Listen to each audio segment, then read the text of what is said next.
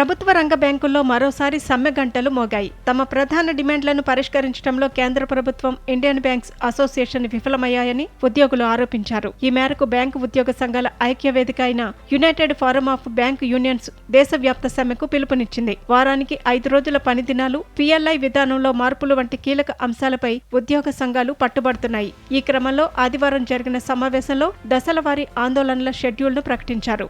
యూఎఫ్బియు ప్రకటించిన వివరాల ప్రకారం సెప్టెంబర్ 11న ఒకరోజు దేశవ్యాప్త సమ్మె, సెప్టెంబర్ 28 నుంచి 30 వరకు 3 రోజుల పాటు సమ్మె నిర్వహించనున్నారు. అప్పటికీ ప్రభుత్వం నుంచి సానుకూల స్పందన రాకపోతే అక్టోబర్ 26 నుంచి నిరవధిక సమ్మెకు దిగుతామని యూనియన్లు స్పష్టం చేశాయి. ఈ సమ్మెల కారణంగా ప్రభుత్వ రంగ బ్యాంకుల సేవలకు తీవ్ర అంతరాయం కలిగే అవకాశం ఉంది.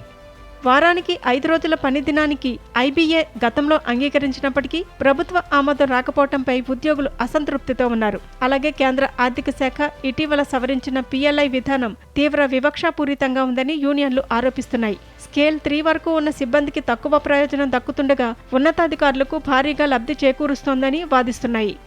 వీటితో పాటు పెన్షన్ల సవరణ, ఓపీఎస్ పునరుద్ధరణ వంటి పెండింగ్ సమస్యలను పరిష్కరించాలని డిమాండ్ చేస్తున్నారు. ప్రభుత్వం వెంటనే స్పందించి చర్చలు జరపాలని, లేని పక్షంలో ఆందోళన ఉధృతం చేస్తామని హెచ్చరించారు.